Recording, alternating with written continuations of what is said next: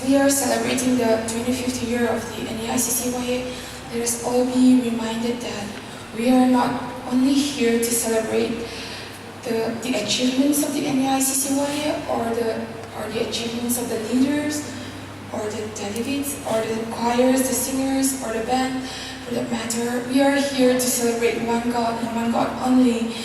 We are here to give the Lord the honor that He's due.